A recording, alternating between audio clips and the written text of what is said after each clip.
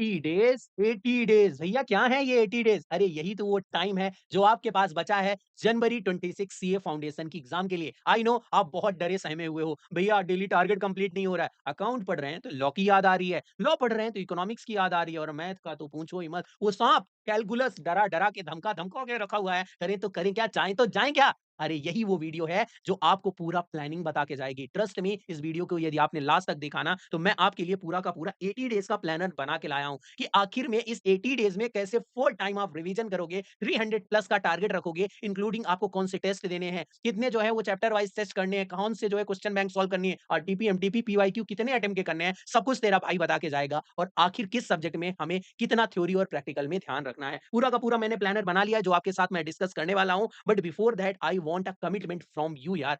आप अपने नाम के आगे सीए लिख के जाके नीचे कमेंट बॉक्स पे कमेंट करो, यस भैया आई विल गिव माय 100%। देखो होता क्या है ना दोस्त, जनरली 30 डेज़ 40 डेज़ पहले बच्चे आते हो, भैया कुछ शॉर्टकट ट्रिक बताओ, एबीसी एनालिसिस बताओ, but this is the right time जहाँ पे आप 80 डेज़ इन्वेस्ट करके ना सीए फाउंडेशन को क्रैक कर सकते हो। बिकॉज़ अब सीए फाउंडेशन की एग्ज़ाम ना उतनी आसान नहीं रही जितनी ये मानी जाती थी। लास्ट अटेम्प्ट में इंस्टीट्यूट ने सीए फाइनल से कम रिजल्ट दिया सीए फाउंडेशन का और जो डायरेक्ट एक इंडिकेटर था कि भाई सीए फाउंडेशन को इंस्टीट्यूट ना बैरियर एंट्री बनाना चाहता है, आसानी से तो नहीं पास होने देगा। सो जाके आप मेरे को कमिटमेंट करो, यस भैया अगली बार अगली दिवाली तक हम सीए इंटर में होंगे और हम प्रॉमिस कर रहे हैं आपको। मैं वीडियो को स्टार्ट करता हूँ। पूरा का पूरा ये प्लानर आप नोट डाउन कर लेना। इनफैक्ट जो मैं यहाँ पे मटेरियल यूज़ करूँगा वो आपको मेरे टेलीग्राम चैनल पे मिलेगा, जिसका लिंक जो है वो नीचे डिस्क्रिप्शन बॉक्स में मिलेगी। कैसे आप डाउनलोड कर पाओगे मैं बता दूँगा। Let's start the video. सबसे पहली चीज़ जो आपके पास ये 80 डेज़ बचे हुए हैं ना, तो मैं ये मान रहा हूँ बेटा कि आप हो सकता है इस वीडियो को 15 अक्टूबर, 20 अक्टूबर, इनफैक्ट 25 अक्टूबर तक भी देख रहे हो, कोई दिक्कत वाली बात नहीं। इस चीज़ को फ़ॉलो कर सकते हो या फिर उसके बाद देख रहे हो, तो आपको थोड़ा-सा कस्टमाइज़ करना पड़ेगा। दैट्स व्हाई मैंने जो है अक्टूबर के 5 टू 10 डेज़ काउंट किए हैं। नवंबर के पूरे 30 डेज़ हैं हमारे पास। दिसंबर के पूरे 30 डेज़ हैं हमारे पास और जनवरी का सिर्फ मैंने 10 डेज़ लिया है बिकॉज़ यही वो जादुई डेट है 18th ऑफ जनवरी जहाँ से आपकी एग्ज़ाम स्टार्ट होने वाली है। 8 डेज़ मैंने जो है वो लास्ट डे के रिवीजन के लिए डाल दिया है। इनफैक्ट वीडियो के लास्ट में मैं बताऊँगा कि 1.5 डेज़ की प्लानिंग आप कैसे करने वाले हो। यदि इस प्रकार से आप कैलकुलेट करोगे तो 80 डेज़ मल्टीप्लाई बाय 10 कर रहा हूँ, टोटल जो है 800 घंटे आपके हिस्से में आ रहे हैं। पर मेरे को पता है आप बोलोगे भैया भैया मेरे से ये 800 घंटे ना पढ़े जाएँगे, दिन में 10 घंटे कैसे पढ़ाई होगी? तो तेरे लिए तेरे भाई ने व्यवस्था कर रखी है। 200 घंटे का तेरे को दिया डिस्काउंट, अब तो हो जाएगा ना? तू तकरीबन 6 से 7 घंटे तो पर डे जो है वो पढ़ पाएगा ना? हाँ भैया, अब ठीक है, कोई दिक्कत वाली बात नहीं। तो ये देख मैंने तेरे लिए 200 घंटे माइनस किए और 600 घंटे का पूरा प्लानर बना के दे रहा हूँ। 2 तरीके से आप इसको यूज़ कर लेना, या तो आप 80 डेज़ पूरे हैं आपके पास और 7 घंटे, 8 घंटे कंसिस्टेंट बेसिस पे आप जो है पढ़ाई करो, या फिर दूसरा कि आप वीडियो ही देख रहे हो, जब 60 डेज़ बचे हुए हैं, आपको तकरीबन 12 से 13 घंटे पढ़ाई करके इसको खत्म करना होगा। चलो, अपन जो है वो first, second, third, fourth revision का पूरा-पूरा एक प्लानर समझते हैं। लाइक जैसे मैंने जो है वो 2 सब्जेक्ट का कॉम्बिनेशन बनाया है। पहली हो गई प्रैक्टिकल, दूसरी हो गई थ्योरी, अकाउंट और लॉ। यही फाउंडेशन में वो सब्जेक्ट हैं जो कि आपको रिटन में डिस्क्रिप्टिव पेपर आता है और इसके लिए मैंने दिए 20 डेज़ पूरे के पूरे। अच्छा, टेस्ट सीरीज़ मेंटरशिप में जो बच्चे हैं ना, उनको ये वाला शेड्यूल फॉलो करने की ज़रूरत नहीं है। अपनी टेस्ट के अकॉर्डिंग मैंने उनके अपडेटेड शेड्यूल डाल दिए हैं ऐप में, जाके आप चेक कर सकते हो और उसी के अकॉर्डिंग चलना है बिकॉज़ उसमें पोर्शन वाइज़, चैप्टर वाइज़ ये सारे टेस्ट होते हैं और इनफैक्ट एक आध टेस्ट तो हो भी चुके हैं। यदि आप भी उसमें एनरोलमेंट लेना चाहते हो, डिस्क्रिप्शन बॉक्स में लिंक है, पर वहाँ का जो है वो शेड्यूल पूरी तरीके से अलग रहता है। आपको वही वाला शेड्यूल फॉलो करना है। सो यहाँ पे मैंने बताया अकाउंट और लॉ के लिए कितना 20 डेज़ का मैंने टाइम दिया, जिसमें मैंने ऐप में जो है डेली टारगेट भी अपडेट किए हैं। इनफैक्ट यदि आपको भी डेली टारगेट चाहिए, तो मेरे को 100 प्लस जो है कमेंट यदि आ जाते हैं डेली टारगेट को लेके, तो मैं 50-60 डेज़ का पूरा डेली टारगेट आपको प्रोवाइड कर देने वाला हूँ। देन मैथ और इकोनॉमिक्स में अगेन मैंने 20 डेज़ दिए। 10 दिन आप मैथ को दे सकते हो, 10 दिन इकोनॉमिक्स को, यदि सेपरेट-सेपरेट सब्जेक्ट कर रहे हो। अदरवाइज़ यदि क्युमुलेटिव कर रहे हो तो 20 डेज़ दोगे और इस तरीके से बेटा ये हो जाते हैं हमारे 40 डेज़। 40 डेज़ मल्टीप्लाई बाय 10 ये हो जाते हैं हमारे 400 घंटे, यानी फर्स्ट रिवीजन 400 घंटे डन पूरी तरीके से। अच्छा, ये जो 10 दिन दिए हैं पर सब्जेक्ट ना, मैंने सारा कॉन्सेप्ट हो जाएगा इसमें, सारे के सारे जो है वो क्वेश्चन हो जाएँगे इसमें, सारी की सारी क्वेश्चन बैंक आपके अपडेटेड है, आपके ऐप में डली हुई है, जिसमें जो है वो मई 25 तक के पूरे पेपर और इंक्लूडिंग अभी जो है जनवरी के जो आरटीपी, एमटीपी आए हैं, वो भी इंक्लूड हो चुके हैं, ठीक है? देन इसके बाद बेटा सेकंड रिवीजन की बारी आती है, जहाँ पे आपको 10 डेज़ पर सब्जेक्ट नहीं, पर 2 सब्जेक्ट यानी 5 डेज़ पर सब्जेक्ट आपको जो है यहाँ पे लगाने हैं। 5 डेज़ में अकाउंट, 5 डेज़ में लॉ ये पूरी तरीके से कंप्लीट करोगे। देन अगेन मैथ और इकोनॉमिक्स में 5 डेज़ दोगे और इस तरीके से होते हैं ये 20 डे और 20 डेज़ में मल्टीप्लाई बाय 10 200 घंटे में आपका सेकंड रिवीजन कंप्लीट होगा। अच्छा यहाँ पे आपको एक मॉक टेस्ट देना होगा। जैसे ही फर्स्ट रिवीजन कंप्लीट ना एक मॉक टेस्ट दो। खुद को चेक करो कि जो भी आपने पढ़ा है ना, वो क्या अच्छे से आप प्रेज़ेंट कर पा रहे हो? क्योंकि वो बहुत ज़्यादा इम्पोर्टेंट है बेटा।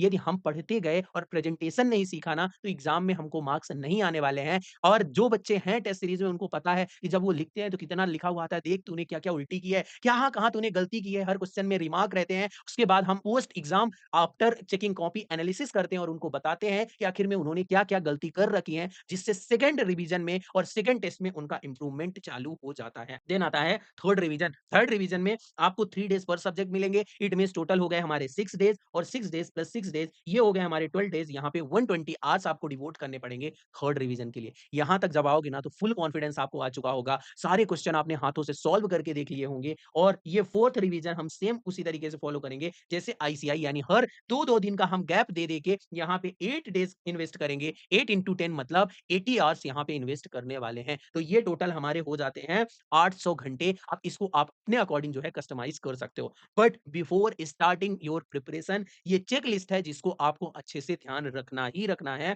ठीक है?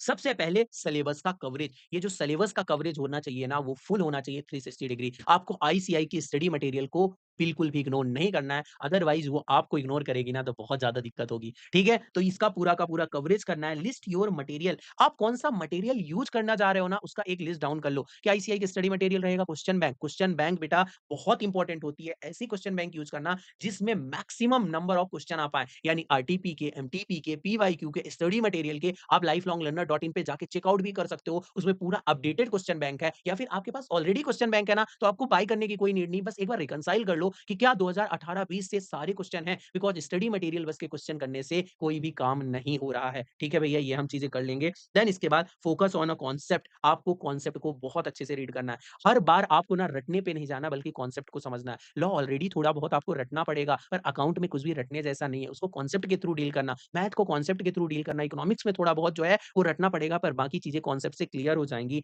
और प्रॉब्लम सॉल्विंग पे बहुत ज़्यादा ध्यान देना, यानी क्वेश्चन प्रैक्टिस जितनी कर सको ना, उतनी ज़रूरी है।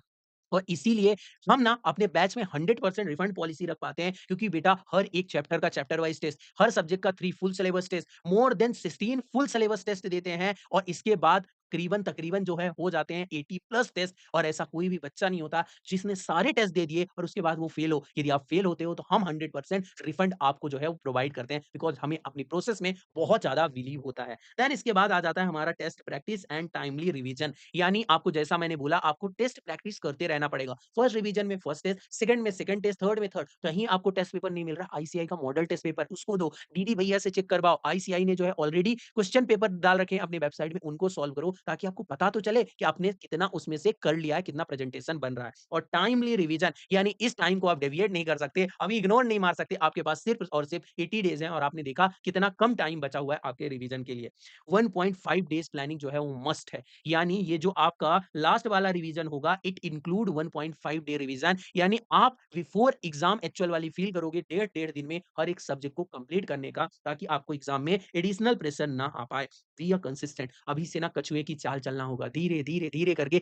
भी यदि आप 7 घंटे भी डेली पढ़ रहे हो ना तो हमारा सिलेबस हो जाएगा, बिकॉज़ हम कछुए की चाल चले बट कंसिस्टेंट बेसिस पे चले ना तो हमारा सीए बनना तय है। And improve daily by 10 5 to 10%, यानी यदि आपने आज पढ़ा है टोटल 5 घंटे तो आपको उसमें से सिर्फ और सिर्फ 5 टू 10% इंक्रीज़ कर देना है। यानी कितना होता है 300 मिनट हो जाते हैं हमारे 5 घंटे के, उसमें 10% ऐड करोगे 30 मिनट, आधे घंटे, यानी आज 5 घंटे पढ़ा है तो कल साढ़े 5 घंटे पढ़ना है। बस इतनी बड़े भाई की रिक्वेस्ट आप मान लेना, आपका फाउंडेशन जर्नी बहुत स्मूथ जाने वाली है। मेक योर ओन नोट्स, इसकी जितनी तारीफ़ करूँ ना बेटा उतनी कम है। आप ना अपने खुद के नोट्स बनाना। मैंने खुद भी थ्योरी में अच्छे मार्क्स लाने के लिए क्या किया था, लॉ, ऑडिट जैसी सब्जेक्ट की खुद से नोट्स बनाता था। उसमें सिर्फ़ जो है वो हेडिंग ऊपर लिख देता, नीचे सब हेडिंग लिख देता, उसी में क्वेश्चन टैग कर देता। ये आपको रिवीज़न करते वक़्त बहुत ज़्यादा हेल्प करता है और टाइमली रिवीजन भी होता है और चीज़ें हमें रिकॉल भी होती हैं। इसके बीच में आपको ये सारी चीज़ें जब पढ़ोगे ना तो थोड़ा-सा भूला-भूला नज़र आएगा, बट आपको एक संडे का ऐसा दिन रखना है जिसमें पूरा वीक में जो पढ़ा है ना उसको एक बार रिवाइज़ करके देख लेना है। इसके अलावा आपको किस टॉपिक पे वीडियो चाहिए, let me know in the comment box. तुम्हारा भाई जो है उस टॉपिक पे वीडियो बनाएगा।